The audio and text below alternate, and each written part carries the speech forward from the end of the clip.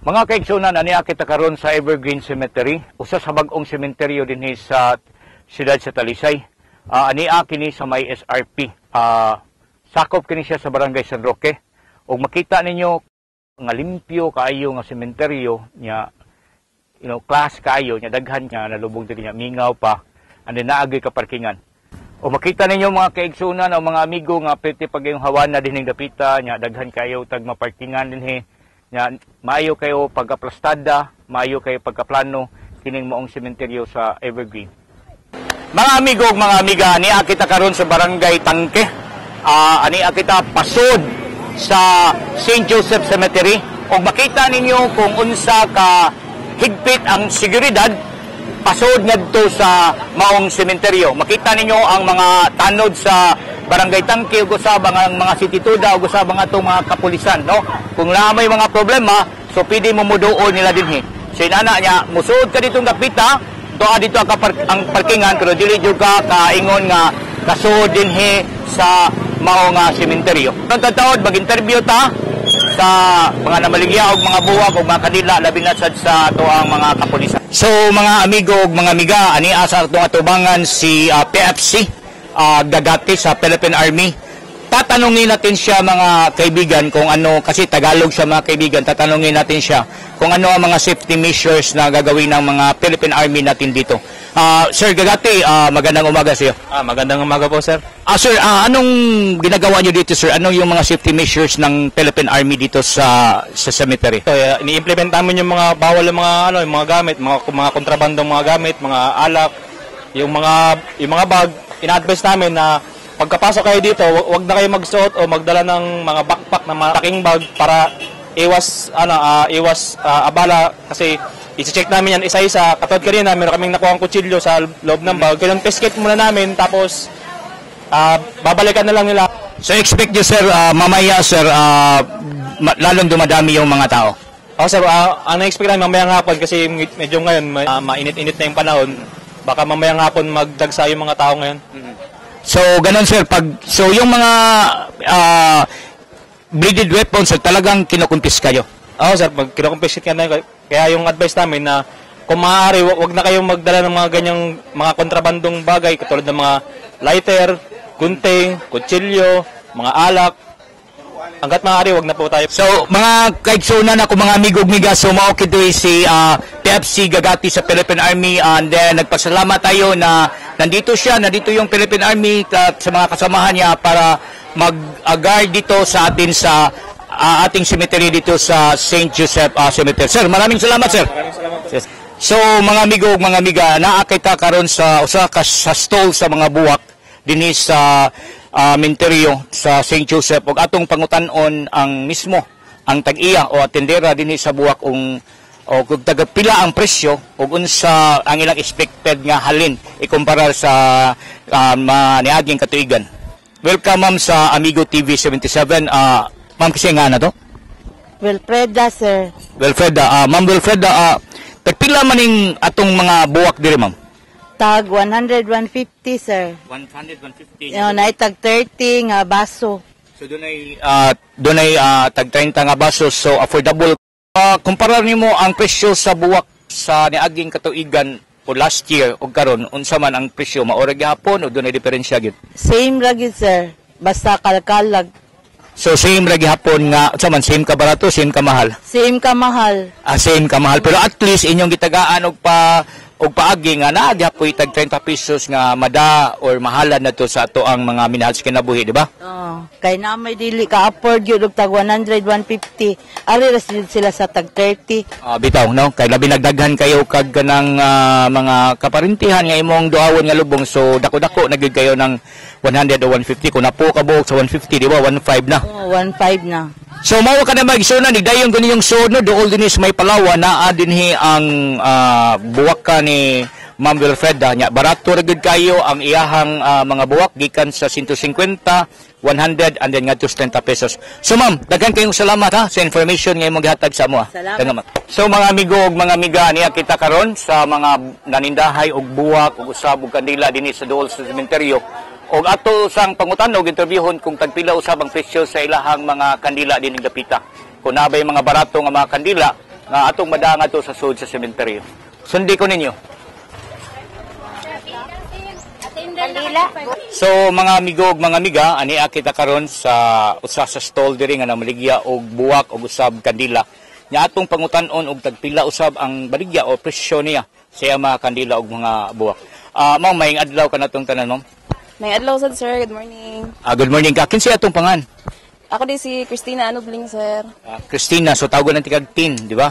So Tin, nindot kayo nalingaw ko nga tagatanaw nimo no, samtang ga-arrange ka sa buwak no. So tagpila man ang presyo kanang imong gi-arrange nga buwak? Natay 100, sir. Kani siya 100 na siya. Natay 150 niya. Kani siya 500 na siya. So kana tubangan kanang puti 500 na. Pero na siya mga tag-iya, so sold out na siya. So pwede ra gud sila manhi, nya mo order sila nya imo ra gyung buhatan. Oh, pwede ra gid kayo, sir. Okay. So kanang mga kandila na to, na may mga kandila da tagpila man ang katong mga kandila sa atubangan kanang murag stick candle lang sa tagpila na. Natay kuan, sir. Natay 720, natay tag piso. Natay tag 5 pod. Tag 5, tag piso, 720, tag 5 na siya. Kanang mga gisod sa kanang matawag na tog baso tagpila man na. Natay 60, sir. 70, nya nasa 50. Nasa 50, 60, 70. Katong walay baso, pila man to? Kato siya 20. Tag 20 ng way baso. Sige. So, sa karon, tan-aw nimo mukusog og halin no, badaghan ng mga tao, di ba? Mukusog niya, sir. So, mao na nga pitig ang bisihan nimo, nya gipaningot ko mga ga-arrange ka, ga-apas ka sa pag-arrange sa mga buwak. Okay, na nga order, sir, ba niya kanang balik ko na siya unya. Sige na mang order. So, usbon ako, mga amigo ug mga amiga, so, di mo maproblema nila, dito sa Lamos Cementerio, kaya daghan kayo mga stalls din nga namaligya og mga buwak og mga kandila. Mga amigo ug mga amiga, welcome to our vlog sa Amigo 77, and then, mayong adlaw kanatong tanan, mayong kalagkalag, or Todos Los Santos, ania kitong menteryo nga atong gibisita, mao ang St. Joseph Cemetery, dinhi sa Barangay Tangke, siyudad sa Talisay. Kuyugi ko ninyo kung unsa mo'y naa dito sa sud nga atong makit-an. Tara, kuyog kita. So mga amigo, mga amiga, na kita sa entrance sa St. Joseph Cemetery.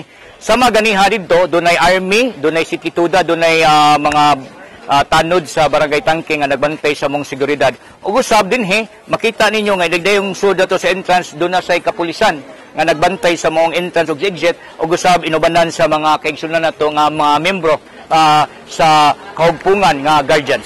Dara, sud abanay ko ninyo. So aniya kita karon sa mga bata no nga tawgon ta siguro tani sila og mga cemetery boys nga mo ting limpyo, tig kanang limpyo sa mga kandila, tig kuskos, usab tig pintal sa mga lapida. Dong, kinsa itong pangalan? Kevin Tanga. Kevin, kada tuig mo ni imong buhaton? Taga tuig, sir, pagbata ko din ako. Pila may edad ninyo nga gasugod ka ani? Noibi. Noibi, so dagko gyud magbakita. Uy, ay dali kani atong ito magkasingani mo? Sipre del Calde. Sipring, so ikaw bata, pila may edad nimo karon? 13 ba? So pila edad sa nimo gasugod ni aning buhay dinhi sa sud sa sementeryo? Murag 11.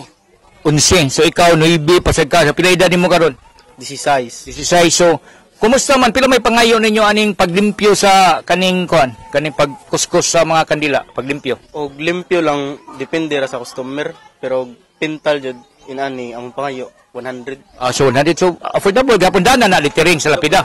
Lain sa littering. Kaya namuhunan mamos pintal no. So pila may pila may matawag na tog kanang littering ninyo? Kuan. Gatos hindi kuan. 50. Pila? 50. So depende sa dihata di sa umugos. No, kay hadlok sa mukagon sad. Maloy sa tawa. Maloy sa ta. Sakto mo sa nga bintas bata pa sila mga amigo ug miga nanas life nga nabuhi dinhi sa sementeryo, pero kada kalag-kalag naman sa sila ni gaman naa sud sila presyo sa gato sa 50, pero mudawat gid sila og pila mo ihatag. So mga amigo ug mga amiga, kung inyong obserbaran dinhi sa St. Joseph no, sila nga pag-istorya, mas maigod mo arimog sayo sa sementeryo kay mingaw kayo, dili kay daghang tao, dili gid samog, dili pansisok. So makapangadji gid mo, makapahinungod yung pangadji sa ato ang mga minahal sa kanabi. Mga amigo ug mga amiga, ania kita karon atubangan sa Gaisano Mall. Yang atubangan ani Gaisano Mall mao ang Queen City Garden.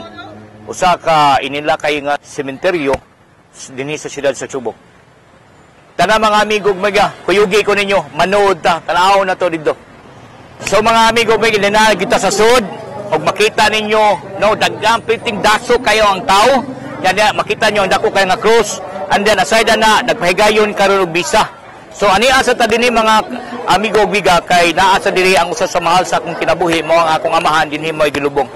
Ya pagsuloy-suroy ta.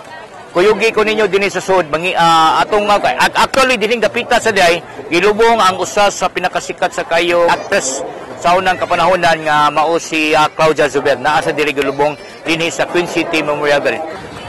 So mga amigo ug mga amiga niya kita karon sa usa sa pinakadako nga public cemetery dinhi sa Cebu City mao ang Calamba Public Cemetery. Makita ninyo nga piti kayong daghanang tawo nga nagpunsisok ani kaya kato sa entrance.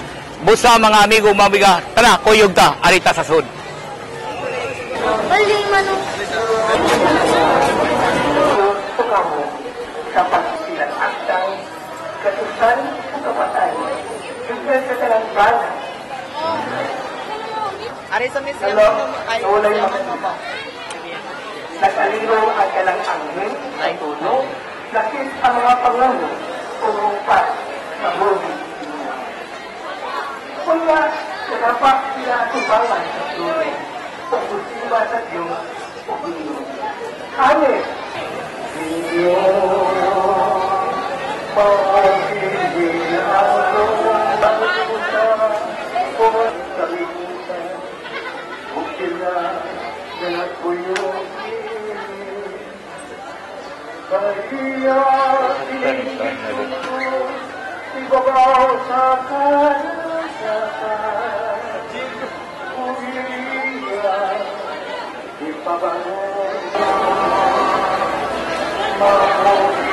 So, mga amigo, mga amiga, daghang kayong salamat sa pagkuyog na to, sa pagsuloy-suroy na to, sa nagkadaiyang sementeryo dinhi sa siyudad sa Cebu City o gusab sa mga probinsya.